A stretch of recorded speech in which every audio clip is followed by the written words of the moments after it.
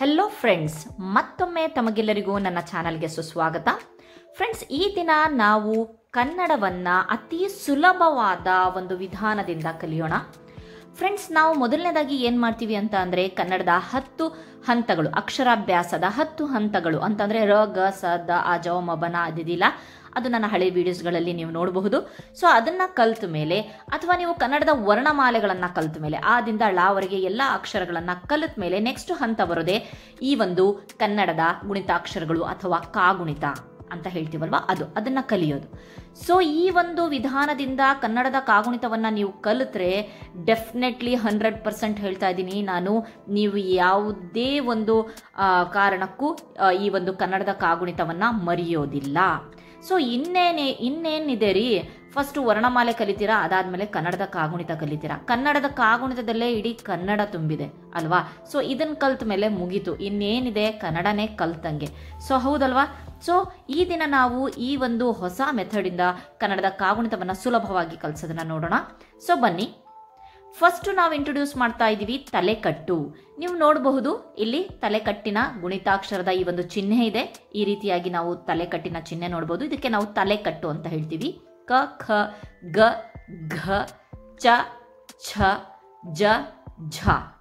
ಅಥವಾ ಕ ತಲೆಕಟ್ಟು ಕ, ಖ ತಲೆಕಟ್ಟು ಖ, ಟ, ಠ, ಡ, ಥ, ದ, ಪ, ಫ, ಬ, ರ, ಲ, ವ, ಶ, ಶ, ಸ, ಹ, ಳ ಅಂತ ಅಂದರೆ ನಾವು ಏನು ಕನ್ನಡ ವರ್ಣಮಾಲೆಯಲ್ಲಿ ಕೊಟ್ಟಿದ್ದೀವಲ್ವಾ, ಸೊ ಅದೇ ಚಾರ್ಟ್ ಇದು, ಕನ್ನಡ ವರ್ಣಮಾಲೆಯ ಚಾರ್ಟು. ಅದಕ್ಕೆ ನಾವು ತಲೆಕಟ್ಟು ಅನ್ನೋ ಒಂದು ಚಿಹ್ನೆ ಜೊತೆಗೆ ಓದ್ತೀವಿ.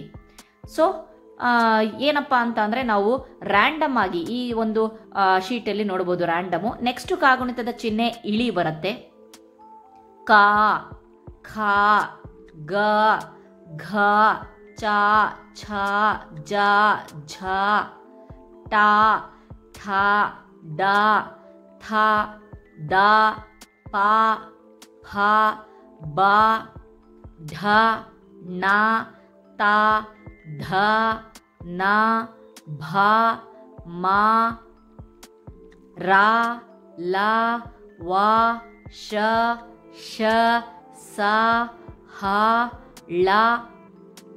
ಅಥವಾ ಈ ಇಳಿಯನ್ನು ನಾವು ದೀರ್ಘ ಅಂತಲೂ ಹೇಳ್ತೀವಿ. ನಾವು ಓದೋದು ಯಾವ ರೀತಿಯಾಗಿ ಅಂತಂದರೆ ಕ ಇಳಿ ಕ, ಖ ಇಳಿ ಖ, ಗ ಇಳಿ ಗ, ಡ ಇಳಿ ಡ, ದ ಇಳಿ ದ. ಸೊ ಈ ರೀತಿಯಾಗಿ ನಾವು ಓದಬಹುದು. ನೆಕ್ಸ್ಟ್ ಬರುತ್ತೆ ಚಿಹ್ನೆ ಗುಡಿಸು. ಈ ಗುಡಿಸಿನ ಚಿಹ್ನೆ ನೋಡಿ, ಕಿ, ಖಿ, ಗಿ, ಘಿ, ಚಿ, ಛಿ, ಜಿ, ಝಿ, ತಿ, ಠಿ, ಡಿ, ಢಿ, ನಿ, ತಿ, ಥಿ, ದಿ, ಧಿ, ನಿ, ಪಿ, ಫಿ, ಬಿ, ಭಿ, ಮಿ, ಇ, ರಿ, ಲಿ, ವಿ, ಶಿ, ಶಿ, ಸಿ, ಹಿ, ಳಿ. ಗುಡಿಸು ನಾ ಇನ್ನೊಂದು ಥರನೂ ಓದಬಹುದು. ಕ ಗುಡಿಸು ಕಿ, ಖ ಗುಡಿಸು ಖಿ, ಠ ಗುಡಿಸು ಠಿ, ಟ ಗುಡಿಸು ಟಿ, ದ ಗುಡಿಸು ದಿ.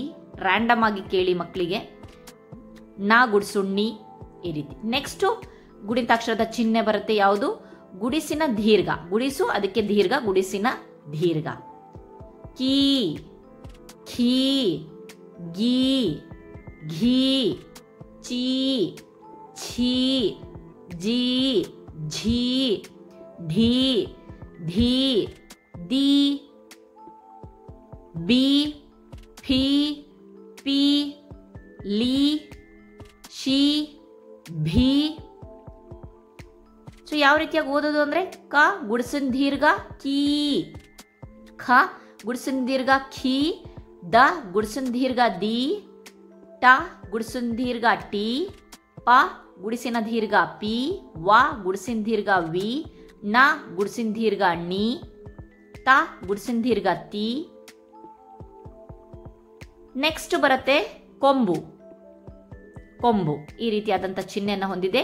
ಕ ಕೊಂಬು ಕು, ಖು, ಗು, ಘು, ಚು, ಛು, ಜು, ಝು, ಢು, ನು, ತು, ಧು, ನು, ಭು, ಮು, ಯು, ಸು, ಹು, ಳು, ಥು, ದು, ಟು, ಠು, ಡು, ಪು, ಫು, ಬು, ರು, ಲು, ವು, ಶು.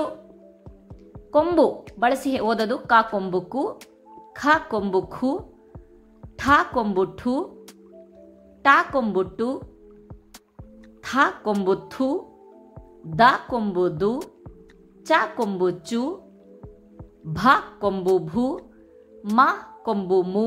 ಇಲ್ಲಿ ನೋಡಿ ನಾವು ಕರೆಕ್ಟಾಗಿ ಗಮನಿಸಿ, ಮಾಗೆ ಕೊಂಬು, ಮಾ ಅನ್ನೋ ಲೆಟರು, ಅದಕ್ಕೆ ಕೊಂಬು ಈ ರೀತಿ ಬಂದಿದೆ. ಯಾ ಅನ್ನೋ ಲೆಟರು, ಅದಾದ್ಮೇಲೆ ಅದ್ರ ಪಕ್ಕ ಕೊಂಬಿನ ಚಿಹ್ನೆ ಬಂದಿದೆ. ಗೊತ್ತಾಯ್ತಾ? ಸೊ ಮಾ ಹಾಗೆ ಬರೆದ್ಬಿಟ್ಟು ಅದನ್ನ ಕನ್ಫ್ಯೂಷನ್ ಅನ್ನ ನಾವು ಸ್ಟಾರ್ಟಿಂಗಲ್ಲೇ ಹೇಳಬೇಕಾಗತ್ತೆ. ಅದು ಬಿಟ್ರೆ ಮತ್ತೆ ನೆಕ್ಸ್ಟ್ ಪಗೆ ಕೊಂಬು ಪಕ್ಕ ಬಂದ್ರೆ ವಾಗೆ ಕೊಂಬು ಕೆಳಗಡೆಯಿಂದ ಬರುತ್ತೆ. ಯಾಕಪ್ಪ ಅಂತಂದ್ರೆ ಕೆಳಗಡೆ ಇಲ್ಲದೆ ನಾವು ಅದನ್ನ ಪಕ್ಕ ಕೊಟ್ರೆ ವಾನ ಪಕ್ಕ ಮಾ ಆಗ್ಬಿಡತ್ತೆ ಆ ಲೆಟ್ರು. ಸೊ ಪಕ್ಕ ಕೊಟ್ಟಾಗ ಆ ಲೆಟ್ರು ಮಾ ಆಗುತ್ತೆ. ಹಾಗಾಗ್ಬಿಟ್ಟು ಕೆಳಗಡೆಯಿಂದ ನಾವು ಕೊಂಬು ಕೊಡ್ತೀವಿ. ಅದನ್ನೆಲ್ಲ ನಾವು ಬೇಸಿಕಲ್ಲೇ ಹೇಳ್ಕೊಡ್ಬೇಕಾಗತ್ತೆ. ಅದಾದ್ಮೇಲೆ ನೆಕ್ಸ್ಟು ಬರೋ ಒಂದು ಇದು ಥ ಕೊಂಬು ಥು. ಸೊ ನೆನಪಿರಲಿ, ಬೇಸಿಕಲ್ಲೇ ನಾವು ಎಲ್ಲ ಡೌಟ್ಸ್ಗಳನ್ನು ಕ್ಲಿಯರ್ ಮಾಡ್ಕೊಬೇಕು. ಅದೇ ರೀತಿ ಇಲ್ಲಿ ನೋಡಿ ಝ ಕೊಂಬು ಝು, ಇಲ್ಲೂ ಅಷ್ಟೇ ಎರಡು ಈ ರೀತಿಯಾಗಿ ಬಂದಾದ್ಮೇಲೆ ಮೂರನೇದಾಗಿ ಕೊಂಬು ಬರುತ್ತೆ. ಆ ಮೂರನೇದಾಗಿ ಏನು ಬರುತ್ತಲ್ವ ಅದು ಕೊಂಬು ಅಂತ ಹೇಳ್ಬಿಟ್ಟು ಇಂಟ್ರೊಡ್ಯೂಸ್ ಮಾಡಿಸ್ಬೇಕು. ಸೊ ಸ್ಟಾರ್ಟಿಂಗಲ್ಲೇ ನಾವು ಡೌಟ್ಸ್ಗಳನ್ನು ಕ್ಲಿಯರ್ ಮಾಡಿದ್ರೆ ಬಹಳ ಒಳ್ಳೆಯದು. ಸೊ ನೆಕ್ಸ್ಟ್ ಕೊಂಬಿನಿಳಿ. ಕೊಂಬು ಆಯಿತು, ಕೊಂಬಿನಿಳಿ ಆಯ್ತಾ? ಕೊಂಬಿನಿಳಿ ಅದರ ಚಿಹ್ನೆ ನೋಡಿ, ಕೊಂಬಿನಿಳಿ. ಕೂ, ಖೂ, ಗೂ, ಘೂ, ಚೂ, ಛೂ, ಜೂ, ಝೂ, ಢೂ, ನೂ, ತೂ, ಡು, ಠೂ, ಟೂ, ಥೂ, ಪೂ, ಲು, ವು, ಶು, ಶೂ, ಸು, ಹೂ, ಮೂ. ಕೊಂಬಿನಳಿ ಯೂಸ್ ಮಾಡಿ ಓದೋದು ಕ ಕೊಂಬಿನಳಿ ಕೂ, ದ ಕೊಂಬಿನಳಿ ದೂ, ಥ ಕೊಂಬಿನಳಿ ಥೂ, ಫ ಕೊಂಬಿನಳಿ ಫೂ, ಬ ಕೊಂಬಿನಳಿ ಬೂ, ಶ ಕೊಂಬಿನಳಿ ಶೂ, ವ ಕೊಂಬಿನಳಿ ವೂ.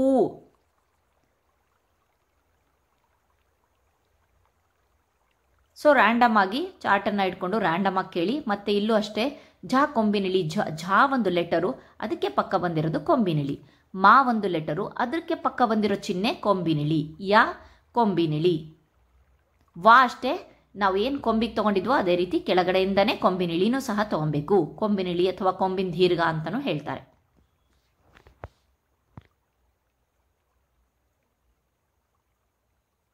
ಸೊ ಆದಷ್ಟು ಬೇಸಿಕಲ್ಲೇ ನಾವು ಈ ಒಂದು ಡೌಟ್ಸ್ ಕ್ಲಿಯರ್ ಮಾಡೋಣ. ನೆಕ್ಸ್ಟ್ ಬರುತ್ತೆ ಒಟ್ರು ಸುಳಿ. ಇಲ್ಲಿ ನೋಡಿ, ಒಂದು ಲೆಟರ್ನ ಕೆಳಗಡೆ ನಾವು ಒಟ್ರು ಸುಳಿಯ ಒಂದು ಚಿಹ್ನೆಯನ್ನು ಕೊಡ್ತೀವಿ. ಕೃ, ಖೃ, ಗೃ, ಘೃ, ಛೃ, ಛೃ, ಜೃ, ಝೃ, ಟ್ರ, ಠ್ರ, ಡ್ರ, ಢೃ, ನೃ, ಥೃ, ದ್ರ, ಪ್ರ, ಫ್ರ, ಬ್ರ, ರ, ರ, ರ, ಶ್ರ, ಭೃ. ಒಟ್ರು ಸುಳಿ ಯೂಸ್ ಮಾಡ್ಕೊಂಡು ಯಾವ ರೀತಿಯಾಗಿ ಓದೋದು? ಕ ಒಟ್ರು ಸುಳಿ ಕೃ, ಖ ಒಟ್ರು ಸುಳಿ ಕೃ, ಗ ಒಟ್ರು ಸುಳಿ ಗೃ, ಟ ಒಟ್ರು ಸುಳಿ ಟ್ರ, ಚ ಒಟ್ರು ಸುಳಿ ಚೃ, ಢ ಒಟ್ರು ಸುಳಿ ಢೃ, ನ ಒಟ್ರು ಸುಳಿ ನೃ, ಧ ಒಟ್ರು ಸುಳಿ ಧೃ, ನ ಒಟ್ರು ಸುಳಿ ನೃ, ಮ ಒಟ್ರು ಸುಳಿ ಮೃ, ಮೃಗ, ಭ ಒಟ್ರು ಸುಳಿ ಭೃ. ಸೊ ಬಹಳ ಈಸಿಯಾಗಿ ಈ ರೀತಿಯಾಗಿ ಓದಬಹುದು. ಏತ್ವದ ಚಿಹ್ನೆ ಬಂತು, ಈ ರೀತಿಯಾಗಿ ಮೇಲೆ ಕೊಟ್ರೆ ನಾವು ಅದನ್ನ ಏತ್ವ ಅಂತ ಹೇಳ್ತೀವಿ. ಕೆ, ಖೆ, ಗೆ, ಡೆ, ದೆ, ಥೆ, ಟೆ, ಛೆ, ಚೆ, ನೆ, ಝೆ, ಧೆ, ನೆ, ಭೆ, ಮೆ, ಎ, ಸೆ, ವೆ, ಲೆ, ರೆ, ಪೆ, ಥೆ.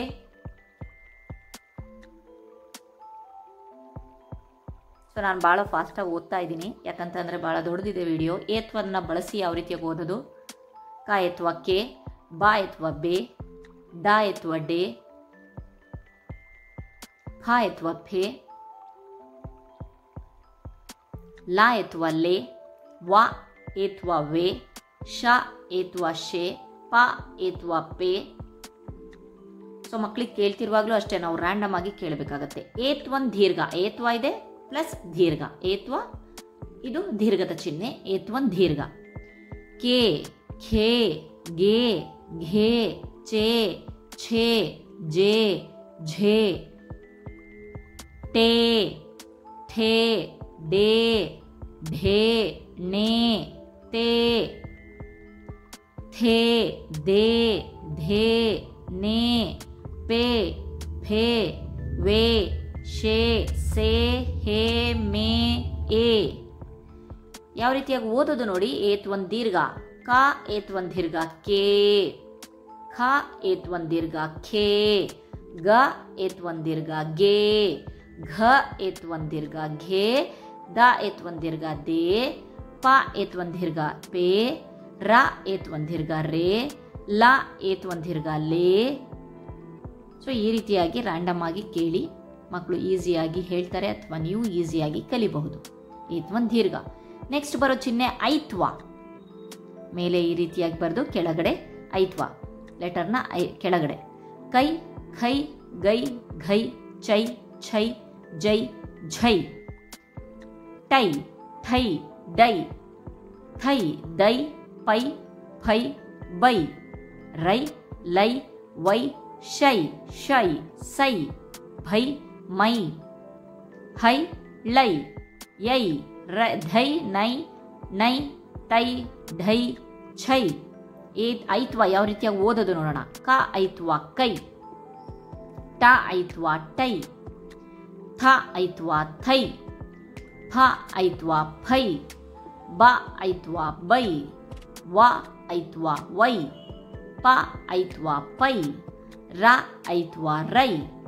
ಈ ರೀತಿಯಾಗಿ ಐತ್ವದ ಚಿಹ್ನೆಯನ್ನು ಬಳಸಿಬಿಟ್ಟು ನಾವು ಈ ಒಂದು ಶೀಟನ್ನು ಕಂಪ್ಲೀಟ್ ಮಾಡ್ತೀವಿ.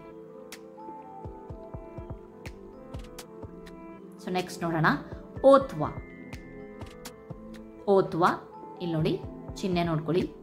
ಕೋ, ಖೋ, ಠೋ, ಡೋ, ದೋ, ಬೋ, ಫೋ, ಥೋ, ಢೋ, ನೋ, ಚೋ, ಜೋ, ಝೋ.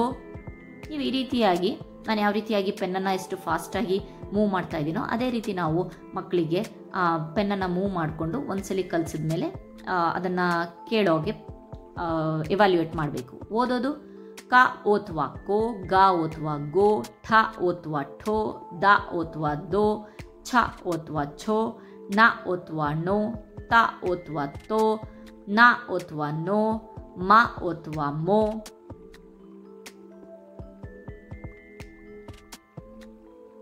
ಸೊ ಇದರೊಳಗಡೆ ಎಲ್ಲ ಒಂದು ವ್ಯಂಜನಾಕ್ಷರಗಳು ಇದ್ದಾವೆ ನೋಡಿ ನೀವು. ನೆಕ್ಸ್ಟ್ ಓತ್ವನ್ ದೀರ್ಘ. ಓತ್ವ ಪ್ಲಸ್ ಅದಕ್ಕೆ ದೀರ್ಘ, ಓತ್ವದ ಚಿಹ್ನೆ ಅದ್ರ ಜೊತೆಗೆ ದೀರ್ಘದ ಚಿಹ್ನೆ ಸೇರಿಕೊಂಡು ಓತ್ವನ್ ದೀರ್ಘ. ಕೋ, ಖೋ, ಗೋ, ಘೋ, ಚೋ, ಛೋ, ಜೋ, ಝೋ, ಟೋ, ಠೋ, ಡೋ, ಢೋ, ನೋ, ತೋ, ಥೋ, ದೋ, ಧೋ. ಆಲ್ರೆಡಿ ಮಗು ಕನ್ನಡದ ವರ್ಣಮಾಲೆಗಳನ್ನು ಕಲ್ತಿರುತ್ತೆ.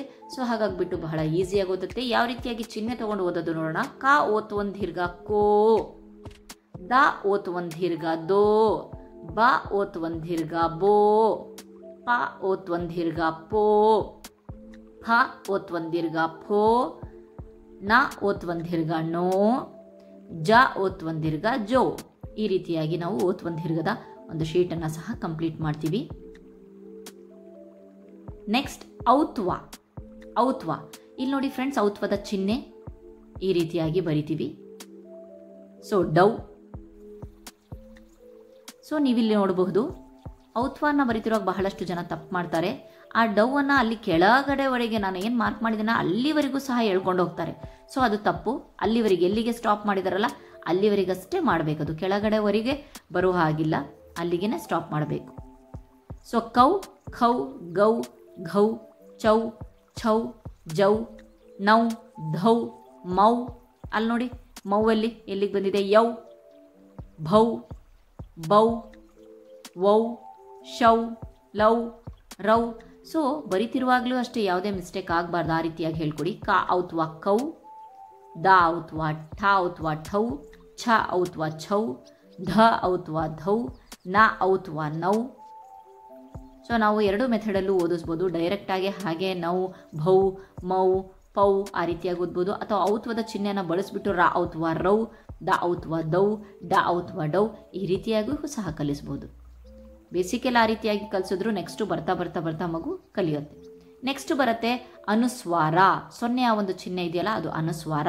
ಕಂ, ಖಂ, ಗಂ, ಘಂ, ಚಂ, ಛಂ, ಜಂ, ಝಂ, ಧಂ, ಧಂ, ನಂ, ಮಂ, ಯಂ, ಭಂ, ಸಂ, ಶಂ, ಬಂ, ಫಂ, ಪಂ, ದಂ, ಟಂ, ಠಂ. ಅನುಸ್ವಾರದ ಚಿಹ್ನೆಯನ್ನು ಬಳಸಿ ಓದೋದು. ಕ ಒಂದು ಸೊನ್ನೆ ಕಂ, ಗ ಒಂದು ಸೊನ್ನೆ ಗಂ, ಡ ಒಂದು ಸೊನ್ನೆ ಡಂ, ಠ ಒಂದು ಸೊನ್ನೆ ಠಂ, ಫ ಒಂದು ಸೊನ್ನೆ ಫಂ. ಅಂದರೆ ಫಾಗೆ ಒಂದು ಸೊನ್ನೆ ಫಂ ಅಂತ ಹೇಳಿ, ಅದನ್ನು ಬಿಡಿಸಿ ಹೇಳಿದ್ರೆ ತಾಗೆ ಒಂದು ಸೊನ್ನೆ ತಂ. ಈ ರೀತಿಯಾಗಿ ಅನುಸ್ವಾರದ ಶೀಟನ್ನು ನಾವು ಕಂಪ್ಲೀಟ್ ಮಾಡ್ತೀವಿ. ಎಲ್ಲ ವರ್ಗೀಯ ವ್ಯಂಜನಗಳು ಸಹ ಇದರೊಳಗಡೆ ಇದೆ. 34 ಅಕ್ಷರಗಳನ್ನು ಸಹ ಒಳಗೊಂಡಂತಹ ಈ ಒಂದು ಕಾಗುಣಿತ ಇದೆ. ಫ್ರೆಂಡ್ಸ್, ಈ ಒಂದು ಮೆಥಡಲ್ಲಿ ನಾವು ತಲೆಕಟ್ಟು, ಇಳಿ, ಗುಡಿಸು, ಗುಡಿಸಿನ ದೀರ್ಘ, ಕೊಂಬು, ಕೊಂಬಿನಿಳಿ, ಅದಾದಮೇಲೆ ನೆಕ್ಸ್ಟು ಒಟ್ರು ಸುಳಿ, ಏತ್ವ, ಏತ್ವನ್ ದೀರ್ಘ, ಅಂದರೆ ಔತ್ವ ಅಲ್ಲಿ ಎಲ್ಲದು ಮಹದ್ವರೆಗೂ ಸಹ ಕಲ್ತ್ವಿ ಅಲ್ವಾ. ಸೊ ಬಹಳ ಈಸಿ, ಅಂದರೆ ಬಹಳ ಈಸಿಯಾಗಿ ನಾವು ಕನ್ನಡದ ಒಂದು ಕಾಗುಣಿತವನ್ನು ಇದ್ರ ಮೂಲಕ ಕಲಿಬಹುದು. ಏನಿಲ್ಲ, ವರ್ಗೀಯ ವ್ಯಂಜನದ 34 ಅಕ್ಷರಗಳನ್ನು ನೀವು ಬರ್ಕೊಂಡು ಒಂದೊಂದೇ ಆ ಗುಣಿತಾಕ್ಷರದ ಚಿಹ್ನೆಗಳನ್ನು ಇಂಟ್ರೊಡ್ಯೂಸ್ ಮಾಡಿ ಆ ಒಂದು ಅಂತ ಅಂದರೆ ಉದಾಹರಣೆಗೆ ತಲೆಕಟ್ಟು ವರ್ಣಮಾಲೆ ಕಲ್ತಿರುತ್ತೆ, ನೆಕ್ಸ್ಟು ಇಳಿಯನ್ನು ಕಲಿಸ್ತಾ ಇದ್ದೀರಾ ಅಂತ ಅಂದರೆ ಒಂದೇ ಆ ಇಳಿಗೆ ಸಂಬಂಧಪಟ್ಟಂಥ ಎಲ್ಲ ವರ್ಗೀಯ ವ್ಯಂಜನಗಳನ್ನು ಎಲ್ಲ ವ್ಯಂಜನದ ಅಕ್ಷರಗಳನ್ನು ಸಹ ಇಳಿಗೆ ತಗೊಂಡು ಹೇಳಿಸ್ರಿ. ಈ ರೀತಿಯಾಗಿ ಭಾ, ಮಾ, ಅದಾದ ಮೇಲೆ ನೆಕ್ಸ್ಟ್ ನೀವು ಗುಣಿತಾಕ್ಷರಕ್ಕೆ ಹೋಗಬೇಕಾಗತ್ತೆ. ನೆಕ್ಸ್ಟ್ ಗುಡಿಸು ತಗೊಬೇಕು, ಅದರೊಳಗಡೆ ಎಲ್ಲ ಒಂದು ವ್ಯಂಜನಾಕ್ಷರಗಳನ್ನು ಆ ಗುಡಿಸನ್ನು ಬಳಸ್ಬಿಟ್ಟು ಯಾವ ರೀತಿಯಾಗಿ ಓದೋದು. ಅದಾದಮೇಲೆ ನೆಕ್ಸ್ಟ್ ಗುಡಿಸಿದ್ದೀರ ಒಂದೇ ಸಲ ನಾವು ಕಾಗುಣಿತ ಎಲ್ಲದನ್ನೂ ಕಲಿಸ್ಬಿಡ್ತೀವಿ. ಕ ಹಳೆ ಸಂಪ್ರದಾಯ ಮೆಥಡಲ್ಲಿ ಅದೇ ರೀತಿಯಾಗಿ ಕಲ್ತಿರೋದು. ಕ ಕಿ ಕಿ ಈ ರೀತಿಯಾಗಿ ಬೇಡ. ಸೊ ಈ ರೀತಿಯಾಗಿ ಇಂಡಿವಿಜುವಲ್ ಆಗಿ ಒಂದೊಂದೇ ಗುಣಿತಾಕ್ಷರದ ಚಿಹ್ನೆಯನ್ನು ಒಂದೊಂದಾಗಿಯೇ ಇಂಟ್ರೊಡ್ಯೂಸ್ ಮಾಡಿಸಿ ಎಲ್ಲ ವ್ಯಂಜನಗಳಿಗೂ ಅದಕ್ಕೆ ಅಪ್ಲೈ ಮಾಡಿಸಿ. ಒಟ್ರು ಸುಳಿ ತೊಗೊಂಡ್ರೆ ಅದಕ್ಕೆ ಅಪ್ಲೈ ಆಗಿರಬೇಕು ಎಲ್ಲ ವ್ಯಂಜನಗಳಿಗೂ. ಸೊ ಈ ರೀತಿಯಾಗಿ ಕಲಿಸೋದ್ರಿಂದ ಬಹಳ ಈಸಿ ಅಂತ ಅಂದರೆ ಅತಿ ಈಸಿಯಾಗಿ ನಾವು ಕಾಗುಣಿತವನ್ನು ಮಗುಗೆ ಅಥವಾ ನೀವೇ ಕಲಿಬೇಕು ಅಂತಂದರೆ ಈಸಿಯಾಗಿ ಕಲಿಬಹುದು. ಇಲ್ಲಿಯವರೆಗೆ ನಮ್ಮ ಚಾನಲನ್ನು ನೋಡಿದ್ದಕ್ಕೆ ಬಹಳ ಧನ್ಯವಾದಗಳು. Thank you.